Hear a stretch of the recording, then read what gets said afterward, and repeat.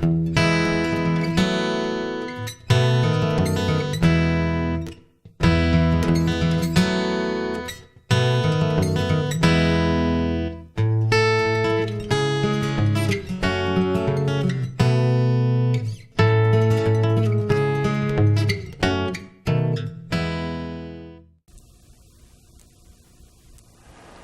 and welcome to another exciting edition of Poet the Poet. I'm Robert Dunn and I'll be guiding you through this taffy pull of a poetry extravaganza. And an extravaganza it is indeed, because our guests today include Ellen Steier and Simon Gribben, and we'll get to them in a moment. Before we do, I want to pay tribute to a poetic ancestor of mine from prehistory. This is called Self-Portrait in a Cave Painting. Oh, sure. Any idiot in this tribe can smear a bison on a cave wall, even Fred or Wilma or Alley-Oop. But to make a guy look good while wearing last year's bearskin on his behind, while trying to apply stone axe logic to the impassioned arguments of a saber-toothed tiger, well, honey bunny, that will have to wait until we have evolved past the Picassoic era. Meanwhile, please pass me the crushed elderberries, hand me a clean fern, give me a boost up that stalactite, and I will show you why I am still the Michelangelo stone of this Sistine Grotto. What? You're going out? You're going hunter-gathering with the girls? Well, try not to spend us into extinction here, and while you're at it, how about gathering me back a light-nosed sugar? What do you mean, get it yourself? I'm an artiste, remember? You ought to thank me. Why, just look at this brushwork. See how the eyes follow you? That is the gods looking after you. You don't care? Since when did you become a heathen? I know, you wish you'd married old Jonesy 3 caves down. Well, he wasn't the one who discovered fire, baby. He just stole the patent on it. He may be collecting the royalties, but is he sleeping nights, I ask you?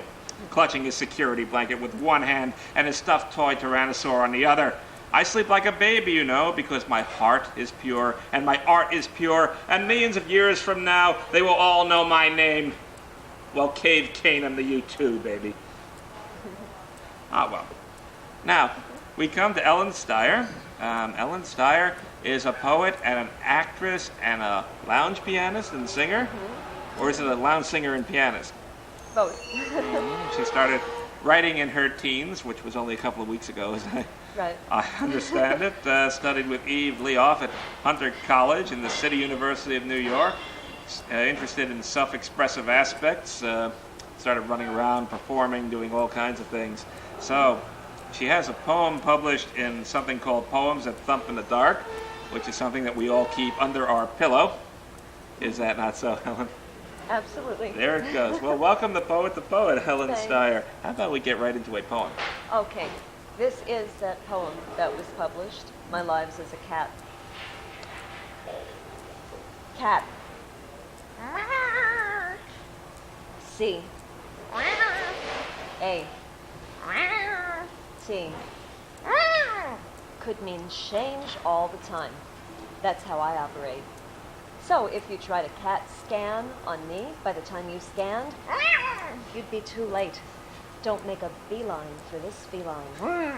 Nor try to be a catalyst, which sounds like a cat's analyst, which would be energy spent in vain. You couldn't psych out my moves or my brain. How can any creature be so elusive and yet so affectionate? Even that's a riddle you won't get me to solve. The only thing you'll know of me is my complexity and firm resolve to remain to you a mystery. Did you see that mouse go by there? Mm-hmm. Well, I guess there's no clause for alarm. So, what crisis in your teen years then triggered off this flood of poetry? Gosh, I don't know. I'm the middle child, but the older daughter, and I guess I felt a little lost, as many teens do in that existential, rebellious age. So I turned to the comforting, self-expressive art of poetry.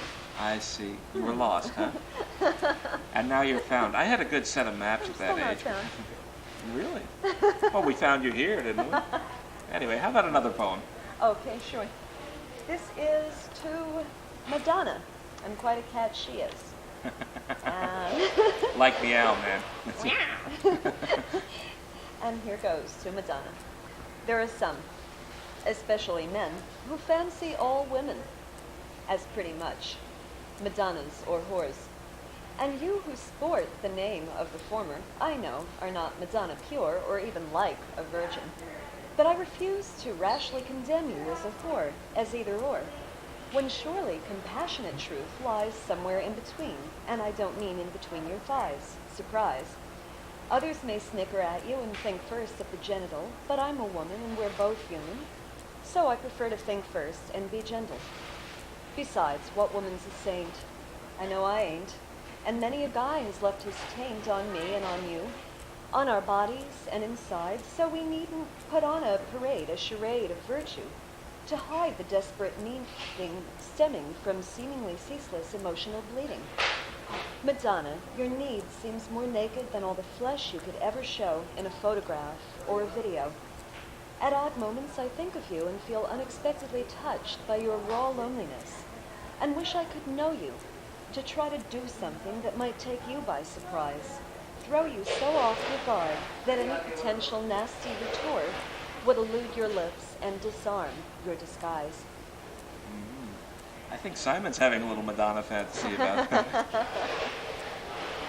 Nothing at all? Oh well, you just have to try a little harder. Let's see, what kind of music do you like to do when you're tinkling the ivories, and when you're through tinkling the ivories playing the piano? I most like, though I like the beauty and the structure of classical, popular, different forms of popular. I love jazz. Uh-huh. I like blues and ballads and torch songs and some rock and roll. Mm-hmm. Once in a while show tunes if they're really cleverly written. And parodies of questionable taste every once in a while. Yeah, I like to hear them. I like to write them. And what about the acting end? Have you done Cat on a Hot Tin Roof yet? In my acting classes, yeah. Uh-huh. Not as a full-fledged whole play performance, but it's one of my more favorite roles, Maggie the cat. Speaking of cats. Well, we just go meowing all over the place. How about meow? How about another poem? Okay, sure. This is taking off from the end of the other in a way. This is about disguises that people wear, and I call it layers of making up. So many people wear layers of persona, skillfully applied daily, as routinely as cosmetics, scared to be stripped unsuspectingly to their raw skin, for fear they might have to think fast, be spontaneous, wing it, when they'd rather fly away undetected, still intact. Ah, yes, that's ominous. I left my makeup in my other suit, unfortunately. All right, so what sort of future do you have in store for yourself in terms of the creative angle? Oh, just to keep on doing all my creative things. I even directed in college, so, I would think about directing again. But the main thing is, my sort of game plan when I was getting out of college was just to go with all my creative juices and talents, and just, whichever took me further faster, I would go with that maybe a little bit more, but still keep the others as something that I practice. So you have a complete line of creative juices, is that it? God, yeah. Enough to open up a snack bar. Right, I'm like a quadruple hyphenate, actress, singer, pianist, poet. Okay, how about another poem? Balance, balance is the key word. I just want to balance Yeah. all my creativity so nothing gets overlooked. Is that the poem? No. Oh, okay. Yeah. No, actually, there are a few poems I wrote that one day it occurred to me they had a bit of a common theme, a mini theme. All the people in them were born on the 16th of certain months. Madonna was born the 16th of August, and the gentleman, my mystery guest in my next poem, whose identity we find out pretty late, was born 2 years after Madonna, also on the 16th of August. It's called Why Did Whatever Happen to You? Was it winning an Oscar before you turned 21 for your first feature? Or was early fame just not the wisest teacher? Was it the dad you barely knew who was a famous actor too? I wish someone could tell me, since I hardly know you myself. But I miss you so much sometimes, as other images flood screens with laughable fractions of your talent and uniqueness. Even your handsomeness is different as it's grown and caught me by surprise. The eloquent intensity of your gray-blue eyes, fading away, would sit better on a lesser star. With you, it's unfair. Unless you don't care and you've reprioritized the self who, you're being a Leo, you'll pardon the pun, was once so lionized. I only know that for someone who also hasn't been a teenager in a long time, has only met you a few times, yet loves your je ne sais quoi like je ne sais pas, I ache to be refreshed with you again. So, Timothy Tarquin Hutton, won't you perform a public service, whether your vanishing was accidental or on purpose? Won't you perform in anything at all, and finally resurface? Oh gosh, I thought it was me for a while. Actually, I was happy to find out soon after I wrote this poem in late August of '94 that he was filming a movie which ended up being called French Kiss. And he's doing other things. He was great at as James Bond, wasn't he? Oh, that was Timothy Dalton. Well, I was close anyway. Well, Ellen Steier, I want to thank you for coming on Poet the Poet, even if I did get my actors mixed up. And we'll be back in a moment with Simon Gribben, so stay with us.